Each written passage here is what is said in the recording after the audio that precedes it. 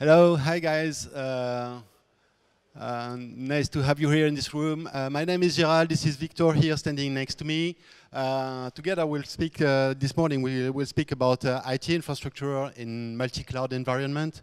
We're going to talk about decentralized service level agreement, which is very specific to our industry, but I'm going to go into some details just afterwards. And we are going to talk about off to on-chain data management with a specific focus on what we call state channels, and more specifically, multilateral state channels. Just before I begin, are there any system administrators or maybe DevOps in the room? Yeah? Wow, 3 people. Okay, I hope you guys enjoy the show because we're going to talk about some stuff about infrastructure. Okay, so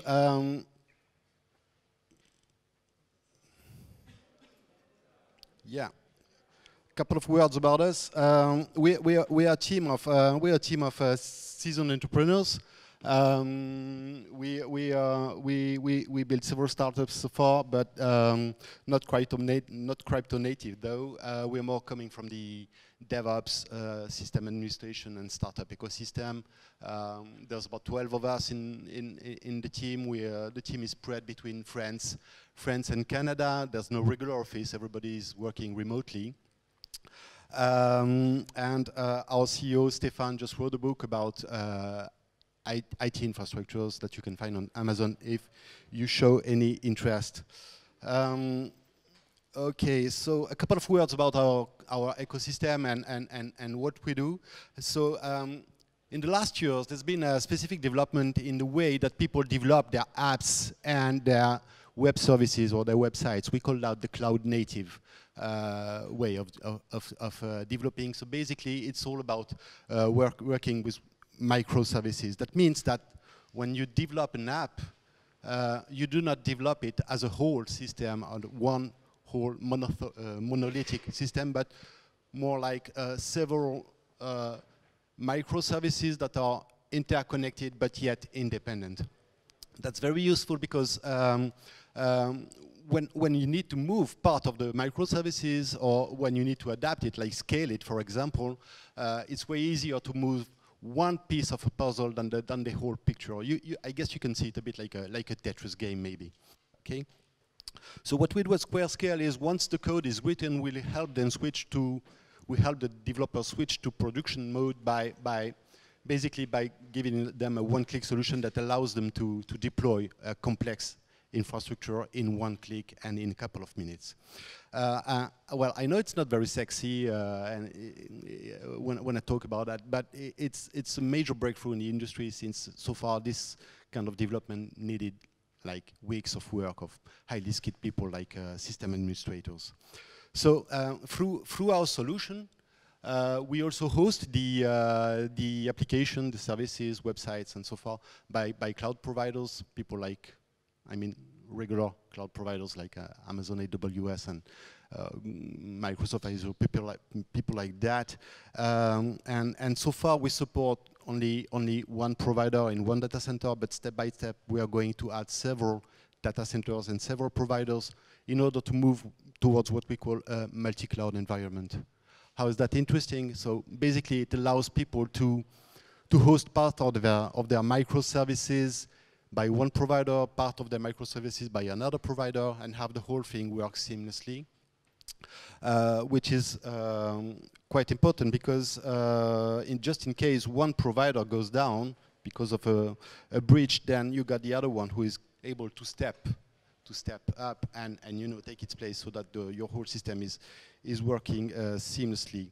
Sajida just before talked about GDPR. We're also working on this on the next step of the GDPR. So GDPR is basically a bunch of regulations who are supposed to help people protect data privacy. And we believe that, as you said, Sajida, in the near future, people-related data will have to be kept, stored in their country of origin. So far, it's only mandatory for health data, but we believe that in the near future, any data will have to be stored in the country of origin of the people. And that means running several split databases. This is quite complex to do. And through our solution, you will be able to do that in one click, which is also part of the stuff that we could work together on with the linear project. So we are now in public beta mode. So if any of you want to test the product, just make sure to come see me at the end of the show. We have vouchers for you guys to test the product free and try and run your apps with our solution. So let me sum it up for you. Basically, in one click, without any expert system administration skill, you will be able to develop a dedicated, scalable, and complex infrastructure, which will allow you to save time because you can do it in minutes instead of doing it in weeks, and will also help you save some money because, well, it's fully automated, so you don't have to pay for the team. The business model of the solution is a pay-per-use business model, meaning that if in case you need to scale up your infrastructure, you will only have to pay for the excess or the additional amount of power that you need before scaling down again. So this is quite agile and it's not too expensive. So basically, it's quite better, cheaper, and quicker than what's already in the market. Now, I'm just going into a little bit of detail about scalability. You may have heard I talked about scalability quite a couple of times so far. I'm not going into much details here, but just for you guys to understand what I'm talking about, scalability is basically either adding some, well, it's pumping up the volume on your infrastructure. So basically, it's adding either some extra computing power or some additional entry points to support the arrival of extra visitors. Let me give you an example. I guess all guys, you noticed that in December last year, we had some kind of a massive media coverage about cryptos. Everybody was talking about cryptos. Everybody was going crazy about cryptos.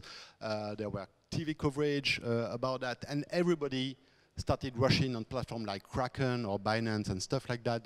People wanted to open up an account and start trading. You know, it was like the gold fever back in the 19th century. Everybody thought they were going to be rich.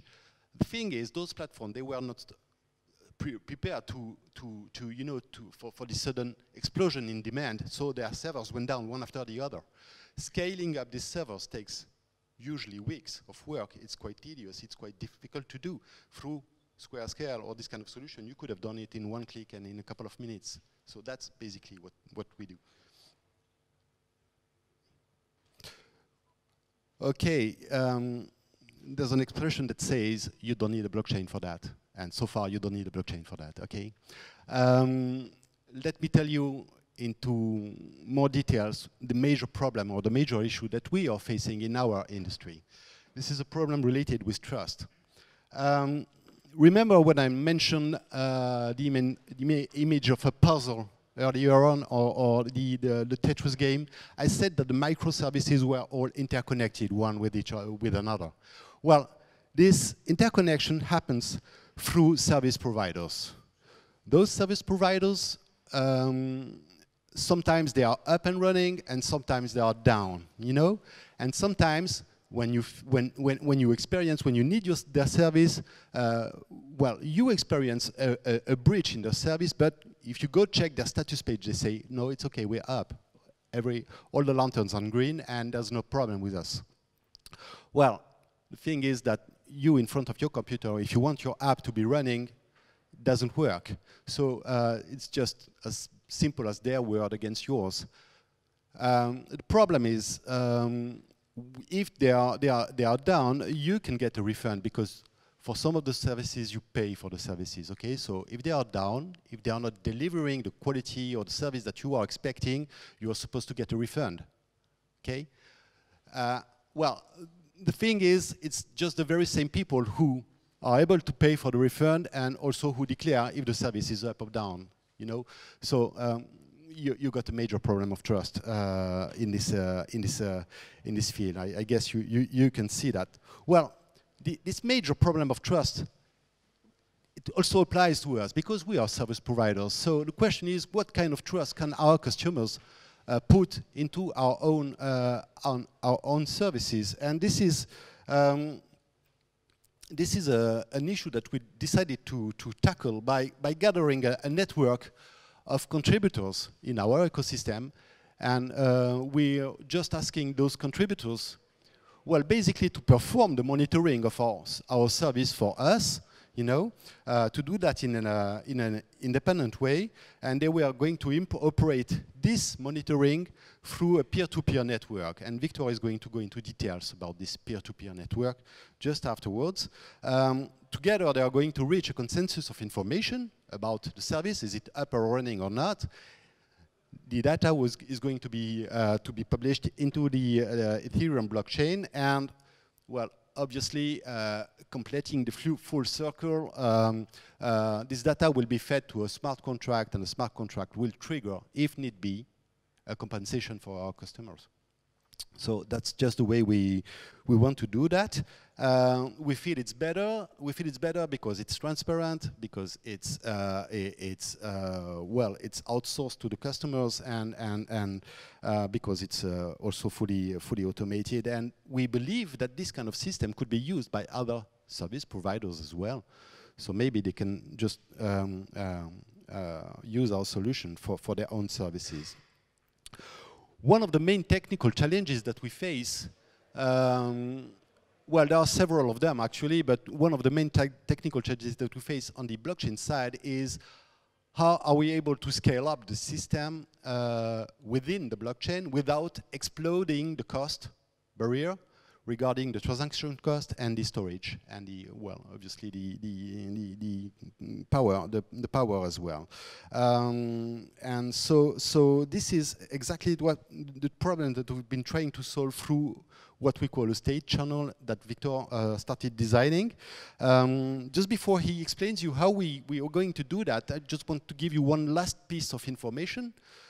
This whole blockchain architecture is still a work in progress, meaning that we are building it right now. This is not fully completed, okay? So if any of you guys have ideas, contributions, or stuff like that to give us, feel free to interact at the end of the presentation. We'll be very glad to build it with you. This is anyway something that we want to be open to the community so that everybody can use it and customize it. So this is a work that we wish to do with several people. There might be some overlap or integration opportunities with people like Swarm, who just presented before. We just had the opportunity of a little chat with him, see which kind of integration opportunities we could have together. So, well, again, work in progress. I hope you will have some ideas for us. Okay, Victor. So now we are going to enter in the details of the implementation of this challenge, state channel. So, as you said, Gerald, the good point about hosting our SLA contract in the blockchain is transparency, because each party of the contract is pretty sure the contract to be executed according to the way it has been defined. But the issue is that the blockchain is blind, and it can't fetch the information to monitor the website or the API by itself. So you have to provide that information. And there we shift the problem from the contract to the information source, the trust problem. So the trust issue is in fact to grant the data to be independent from square scale, to be not to be vulnerable to attacks. And also we have to grant data integrity from end to end, from the moment when the contributor is fetching the data until the moment it is anchored in the blockchain. So there is a lot of challenge, and we are going to talk about that.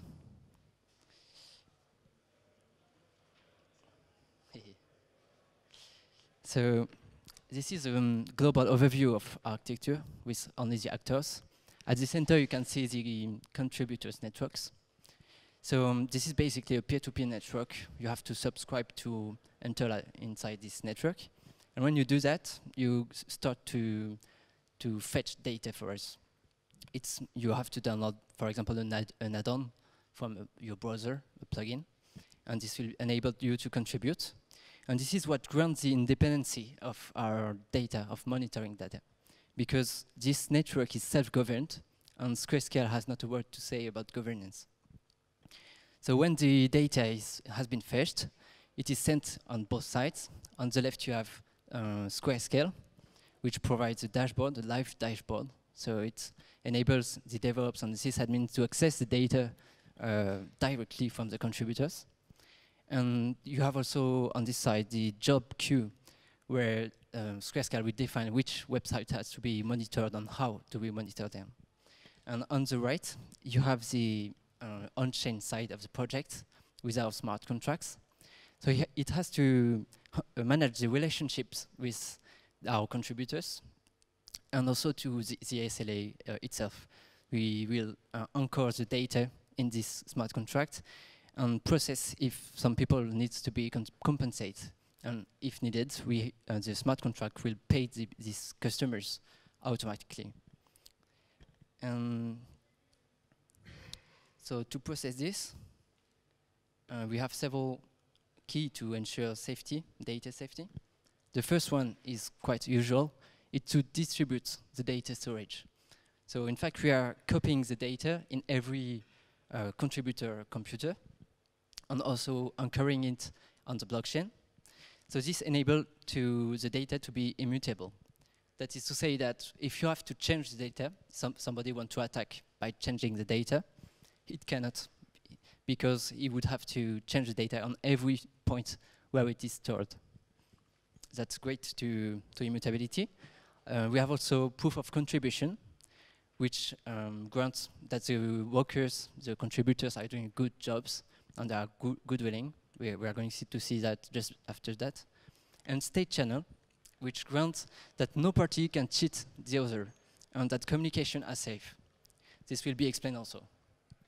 So that two last elements, proof of contribution and state channel, are nowadays hot topics in Ethereum blockchain because it enables the blockchain to be more scalable because we are putting some tasks off-chain. So it's very interesting for us to develop this subject. Let's go into the details of proof of contribution. So basically, when you're watching an information on the TV or when you're reading something, what makes you believe in that this information is reliable? You have several ways to believe something. Maybe you have several people who tells you the same thing. Or you can ask the question to some people who have financial interest in telling you the truth. And finally, you can also watch the history of your relationship with the person. If somebody tells you regularly the truth, you can guess that next time it will be the truth also. So basically, this is the proof of contribution mechanisms. I won't go too much in the details of proof of contribution, but if you have some questions, we are there. So now we are going to talk about the main contribution we want to do for Ethereum community, which is the state channel. I'm not sure that everyone here knows what is state channel, so I'm going to go back to the definition. So basically, a state channel is a way for two or more entities to make a state evolve off-chain until in synchronization with the blockchain. So there is a lot of keywords here. First, the state, which is in the expression state channel. What is it? So in a smart contract, a state, it's the data you store, you work with. So it's quite important in your smart contract.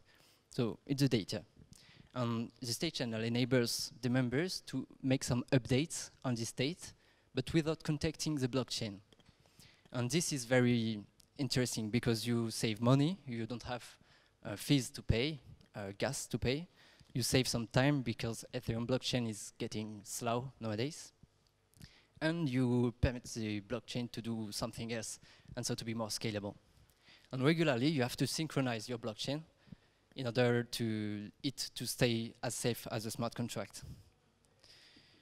So we are going to take daily life example. In fact, bakers, they use state channel every day. For example, the morning, let's say your baker is withdrawing some money from its ATM, he puts it in the cash register, and all day long he will have some transactions with the customers. He will receive some money, give back some change, and his balance will go up.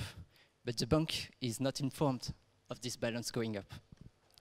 And it's only when the banker will go back to the bank to deposit money that the bank is aware of the actual account balance. So this is kind of a state channel. You have a lot of transactions that the blockchain is not aware of, and only sometimes, once a day for example, you synchronize the blockchain. So to be more specific about what we do at Squarescale, what we work on, it's not only a basic state channel that we could use in Squarescale. We'd like to have the ambition to do an open, generic, multi-party state channel. So a lot of keywords again. When we say open state channel, it is to say that this project will be open source. We believe that the community will have better trust in a tool which will have been developed by the community. And we could be challenged, we could receive some help, some suggestions, and this will make our tool more safer, in fact. And the generic part is because when talking about state channels, you can cover a wide variety of use cases. It can be a hand-to-hand transaction, it can be money transfer or information providing, like for Squarescale. So the tool have to be very customizable to fit your needs, and the needs are very wide. So to do that, we purpose to develop kind of a framework with some holes, some function that you can overload. And this will enable to customize everything in the state channel. For example, you could make use of state configuration, defining your own format for the state, something like a database format. And you could define the way you define the jobs, that you distribute them, adding maybe some scheduling, and the validation of the results. All these functions has to be very precise and fit your needs particularly. Another way you have to customize your state channel is the level of security you want. For example, there are some state channels that you use with 2 or 3 members of your family, or with some very well-known partners, and there you can be sure that these members will cooperate with you. But if you open your state channel to some thousands of contributors, like for Squarescale, you can't be sure that there will be always online collaborating with you, and you have to be resilient to their failures, for example. Next, the multi-party keyword. So this is just to say that you can have several members, more than 2, who work on the same state to update it. So this tool doesn't really exist now. You have Wyden who make state channel, but it's only one-to-one relationship. So this customizable aspect will be maybe our strength, and the open source also.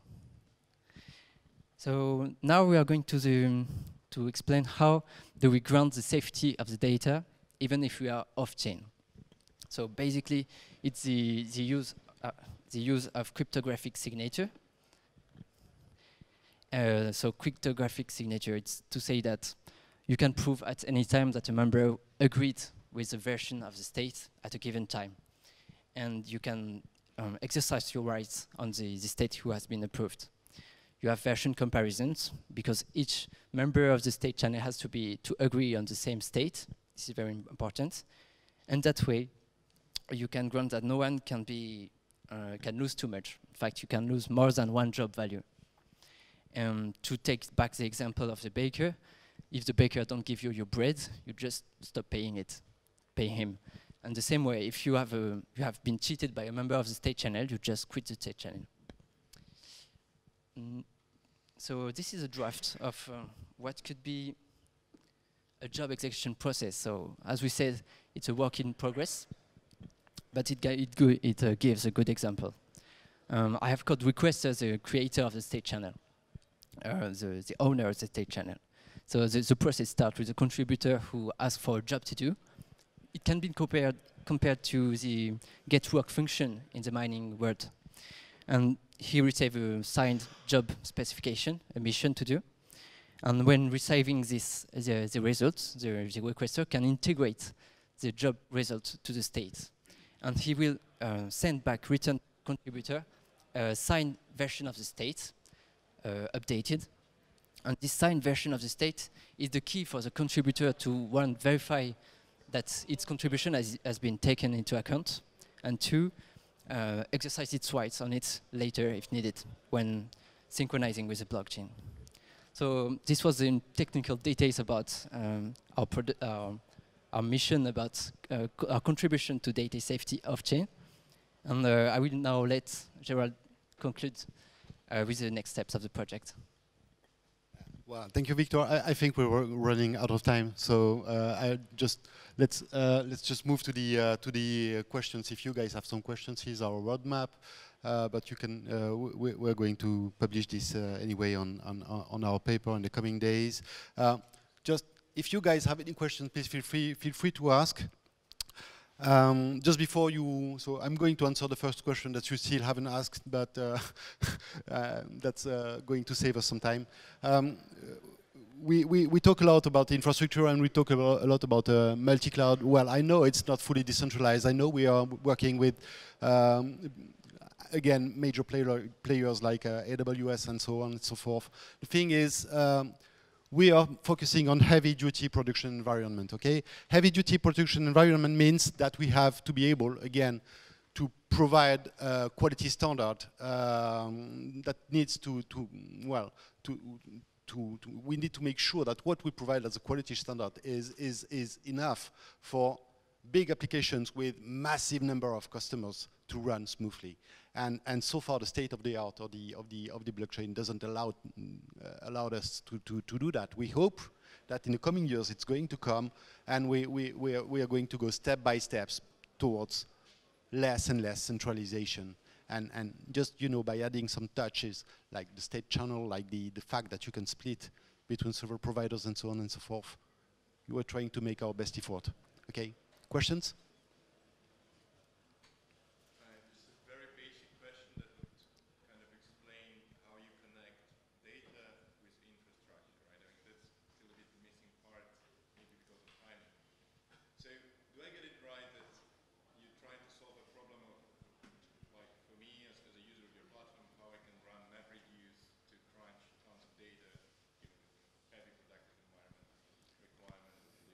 No, it's not quite that. It's not quite that. I mean, you mean?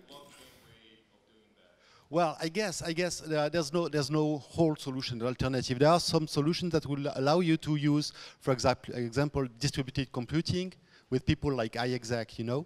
We're talking with them because we've known each other for a couple of months. We're neighbors, by the way, and so we're looking into the opportunities of using part of their decentralized computing power to pump it up into our own infrastructure. But so far, there's no global solution allowing you to have both storage, computing, what we call also sorry about that, I'm missing the word.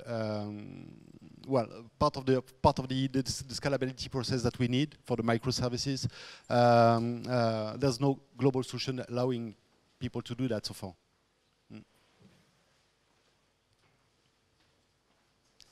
Okay, thank you very much, guys, for your attention.